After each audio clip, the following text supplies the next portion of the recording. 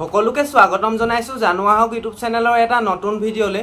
তোমালোকৰ second কাউন্সেলিংৰ allotment সিটৰ result যোৱাকালি অৰ্থাৎ 9 ছেপ্টেম্বৰ তোমালোকৰ সেকেন্ড কাউন্সেলিংৰ এলটমেন্ট সিটৰ ৰিজাল্ট মুকলি হৈ গ'ল। যোনবিলাক ছাত্ৰ-ছাত্ৰী এতিয়ালৈকে সেকেন্ড কাউন্সেলিংৰ ৰিজাল্টসমূহ চোৱা নাই তেওঁলোকে iti আসাম অফিচিয়েল ৱেবছাইটত গৈ চাই ল'ব পাৰিবা। লগতে তোমালোকৰ সেকেন্ড কাউন্সেলিংৰ নাম অহাৰ পাছত তোমালোকে এতিয়া কি কৰিবা আৰু তোমালোকৰ যদি সেকেন্ড কাউন্সেলিংৰ যোনবিলাক ছাত্ৰ-ছাত্ৰীৰ নাম আহিছে তেওঁলোকে যদি মনে বিচৰা টেটটো নাইবা মনে বিচৰা কলেজখনত যদি সিট নাপালা তেওঁলোকে এতিয়া কি কৰিব লাগিব। লগতে যোনবিলাক ছাত্ৰ-ছাত্ৰীৰ সেকেন্ড কাউন্সেলিংৰ নাম নাহিলে তেওঁলোকে এতিয়া থাৰ্ড কাউন্সেলিংৰ কাৰণে কি কৰিব লাগিব সকলোখিনি গম পাবা এই ভিডিঅ'টোৰ দ্বাৰা। যদি ভিডিঅ'টো ভাল লাগে সকলোৱে লাইক এটা কৰি দিবা। লগতে চেনেলটোলৈ নতুনকৈ আহিলে সকলোৱে চেনেলটো ছাবস্ক্ৰাইব কৰি ৰাখিবা, কিয়নো এই ধৰণৰ ইনফৰমেশ্যনৰ ভিডিঅ'বোৰ তোমালোকে এই চেনেলটোত পাই থাকিবৰ বাবে। তোমালোকে জানি লোৱা তোমালোকৰ যোনখন iti শিডিউল সেই iti শিডিউলখন সলনি কৰা হৈছে। 3 ছেপ্টেম্বৰ তোমালোকৰ সেকেন্ড কাউন্সেলিংৰ এলটমেন্ট সিটৰ ৰিজাল্ট দিয়া কথা আছিল, কিন্তু 3 ছেপ্টেম্বৰ দিয়া নহ'ল। তোমালোকৰ 9 ছেপ্টেম্বৰ তোমালোকৰ iti এলটমেন্ট সিটৰ ৰিজাল্টসমূহ দিয়া হৈছে। যোৱাকালি তোমালোকৰ সেকেন্ড কাউন্সেলিংৰ এলটমেন্ট সিটসমূহ তোমালোকৰ মুকলি কৰা হৈছে। তোমালোকে লেফ্ট সাইডে যোনখন শিডিউল দেখিবলৈ পাইছে এইখন তোমালোকৰ পুৰণা শিডিউল, আৰু যোনখন ৰাইট সাইডে দেখিবলৈ পাইছে এইখন তোমালোকৰ নতুনকৈ শিডিউলখন আপডেট হৈছে। তোমালোকৰ এতিয়া যোনখন নতুনকৈ আপডেট হৈছে এইমতে তোমালোকৰ এডমিশ্যনসমূহ হ'ব।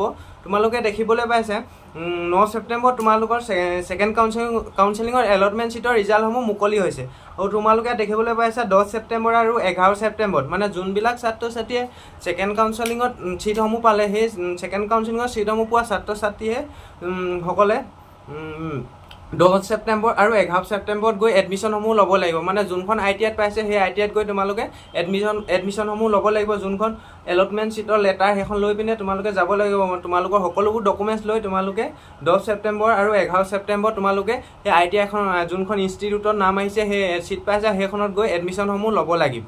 সেকেন্ড কাউন্সেলিংত নাম অহা ছাত্ৰ-ছাত্ৰীসকলৰ যদি যোনটো টেট ল'ম বুলি ভাবিছিলা নাইবা যোনখন ITIত ল'ম বুলি ভাবিছিলা সেই ITIখনত তোমালোকে সিট নাপালা, সেই ছাত্ৰ-ছাত্ৰীসকলে এতিয়া কি কৰিব লাগিব। তোমালোকে যদি থাৰ্ড কাউন্সেলিংৰ যদি নাম আহিব লাগে তোমালোকে বেলেগ ITI নাইবা বেলেগ ইনষ্টিটিউটত যদি ল'ম বুলি ভাবিছা নাইবা বেলেগ টেট চিলেক্ট কৰিম বুলি ভাবিছা তোমালোকে এতিয়া সেইসকল ছাত্ৰ-ছাত্ৰীয়ে কি কৰিব লাগিব। তোমালোকৰ সেকেন্ড কাউন্সেলিংৰ নাম অহাৰ পাছত যোনখন ITIত নাইবা যোনখন ইনষ্টিটিউটত নাম আহিছে সেই ইনষ্টিটিউটলৈ যাব লাগিব। যোনখন কলেজত নাম আহিছে সেই কলেজখনত গৈ এডমিশ্যনটো ল'ব লাগিব। এডমিশ্যনটো লোৱাৰ পাছত তোমালোকে সেই প্ৰিন্সিপালজনক ক'ব লাগিব তোমালোকৰ যি প্ৰব্লেম হয়, নাইবা তোমালোকৰ যদি কলেজখন দূৰ হৈছে তোমালোকে সেই প্ৰিন্সিপালজনক ক'ব লাগিব, নাইবা মই এইটো টেট চিলেক্ট কৰা নাছিলোঁ মানে ভুলতে চিলেক্ট হৈ গ'ল, এই ধৰণে তোমালোকে সেই প্ৰিন্সিপালজনক ক'ব লাগিব। প্ৰথম এডমিশ্যনটো ল'ব লাগিব। এডমিশ্যন লোৱাৰ পাছত তোমালোকক সেই প্ৰিন্সিপালজনে তোমালোকক প্ৰচেছটো বুজাই দিব, আৰু তোমালোকক আনফেচ কৰি থৈ আহিব লাগিব। আনফেচ কৰাৰ পাছতহে তোমালোকৰ থাৰ্ড কাউন্সেলিংৰ নাম আহিব। তোমালোকে সেই সেকেন্ড কাউন্সেলিংৰ নাম অহাৰ পিছত যদি এডমিশ্যন নলওঁ তেতিয়া মোৰ থাৰ্ড কাউন্সেলিংৰ নাম আহি যাব, তেনেকুৱা কথা নহয়। তোমালোকে সেকেন্ড কাউন্সেলিংৰ নাম যোনখন কলেজত আহে সেই কলেজখনত গৈ এডমিশ্যন ল'ব লাগিব। এডমিশ্যন লোৱাৰ পাছত তোমালোকৰ সেই প্ৰিন্সিপালজনক তোমালোকৰ যি প্ৰব্লেম হয় সেই সকলোবোৰ তোমালোকে সেই প্ৰিন্সিপালজনক ক'ব লাগিব, আৰু তোমালোকৰ এই সিটটো আনফেচ কৰি থৈ আহিব লাগিব। তেতিয়াহে তোমালোকৰ থাৰ্ড কাউন্সেলিংত নামসমূহ আহিব। যোনবিলাক ছাত্ৰ-ছাত্ৰীৰ সেকেন্ড কাউন্সেলিংৰ নাম নাহিলে তেওঁলোকে এতিয়া কি কৰিব। তেওঁলোকে থাৰ্ড কাউন্সেলিংৰ কাৰণে ৱেইট কৰিব লাগিব, আৰু যদি তেওঁলোকে যদি ভাবে মই টেটসমূহ যদি সলনি কৰিব বিচাৰোঁ তেন্তে সলনি কৰিব পাৰিবা। মানে তোমালোকৰ ফাৰ্ষ্ট কাউন্সেলিং আৰু সেকেন্ড কাউন্সেলিং তোমালোকৰ যেতিয়া ফাৰ্ষ্ট কাউন্সেলিংৰ আগত টেটসমূহ চিলেক্ট কৰিছিলে তাৰ ওপৰত ভিত্তি কৰিয়ে তোমালোকৰ ফাৰ্ষ্ট আৰু সেকেন্ড কাউন্সেলিংৰ ৰিজাল্টসমূহ দিয়া হৈছে। আৰু তোমালোকে যদি এতিয়া ভাবা তোমালোকৰ থাৰ্ড কাউন্সেলিংত মই টেটসমূহ যদি সলনি কৰোঁ, মই বেলেগ ITIত ল'ব বিচাৰোঁ নাইবা মই বেলেগ টেটসমূহ চিলেক্ট কৰিব বিচাৰোঁ, সেই টেটসমূহ তোমালোকে মডিফাই কৰিব পাৰিবা। তোমালোকে ইয়াত দেখিবলৈ পাইছা 12 ছেপ্টেম্বৰ দিনা তোমালোকে টেটসমূহ মডিফাই কৰিব পাৰিবা, আৰু 12 ছেপ্টেম্বৰত মডিফাই কৰাৰ পাছত তোমালোকৰ থাৰ্ড কাউন্সেলিংৰ ৰিজাল্টসমূহ দিয়া হ'ব 13 ছেপ্টেম্বৰ।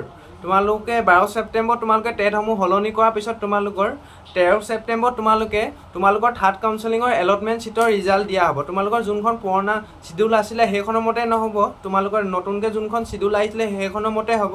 তোমালোকে দেখিবলৈ পাইছা যোনবিলাক ছাত্ৰ-ছাত্ৰীয়ে যদি টেটসমূহ বোলে সলনি কৰিব বিচাৰোঁ তেন্তে তোমালোকে সেইবিলাক ছাত্ৰ-ছাত্ৰীয়ে 12 ছেপ্টেম্বৰ তাৰিখে সলনি কৰিব পাৰিবা, মডিফাই কৰিব পাৰিবা।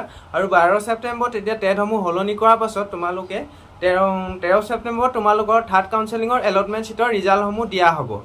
তোমালোকে এতিয়া গম পালা যোনবিলাক ছাত্ৰ-ছাত্ৰীয়ে যদি মনে বিচৰা টেটটো যদি পোৱা নাই মানে সেকেন্ড কাউন্সেলিঙৰ নাম আহি গ'ল এতিয়া মনে যোনটো ভাবিছিলা সেই টেটটো নাপালা সেইসকল ছাত্ৰ ছাত্ৰীয়ে যোনখন কলেজত নাম আহিছিলে হেত যাব লাগিব আৰু প্ৰিন্সিপালজনক ক'ব লাগিব আৰু তোমালোকৰ সিটটো আনফ্ৰেছ কৰি থৈ আহিব লাগিব তেতিয়াহে তোমালোকৰ থাৰ্ড কাউন্সেলিঙৰ নাম আহিব আৰু তোমালোকে থাৰ্ড কাউন্সেলিঙৰ আগত টেটসমূহ সিলেক্ট কৰিব পাৰিবা আৰু যোনবিলাক ছাত্ৰ সেকেন্ড কাউন্সেলিঙৰ সিট নহবিলাকেও যদি টেটসমূহ যদি মডিফাই কৰিব বিচাৰে তেওঁলোকেও কৰিব পাৰিব তেওঁলোকেও 12 ছেপ্টেম্বৰত তেওঁলোকেও টেটসমূহ হলনি কৰিব পাৰিব হলনি কৰাৰ পিছত তেওঁলোকৰ থাৰ্ড কাউন্সেলিঙৰ ৰিজাল্ট আহিব 13 ছেপ্টেম্বৰ আৰু সেকেন্ড কাউন্সেলিঙৰ যোনবিলাক ছাত্ৰ ছাত্ৰীৰ নাম আহিলে তেওঁলোকে এডমিশনসমূহ 10 ছেপ্টেম্বৰ আৰু 11 ছেপ্টেম্বৰত ল'ব লাগিব আৰু যদি এডমিশন নোলোৱা তেন্তে তোমালোকৰ থাৰ্ড কাউন্সেলিঙৰটো নাম নাহে আৰু তোমালোকৰ সিটসমূহ কেনসেল হৈ যাব সেইকাৰণে কৈছো তোমালোকে যোনবিলাক ছাত্ৰ ছাত্ৰীয়ে যদি সিটসমূহ ল'ম বুলি ভাবিছা সেইখন আইডিয়াতে বা হেতু টেটতে তোমাৰ সিট পোৱাৰ পিছত সেই যোনটো ডেট দিয়া হৈছে সেই ডেটৰ মতে যাব লাগিব আৰু তোমালোকে ডেটৰ মতে যদি নোযোৱা তেন্তে তোমালোকৰ সিটসমূহ কেনসেল হৈ যাব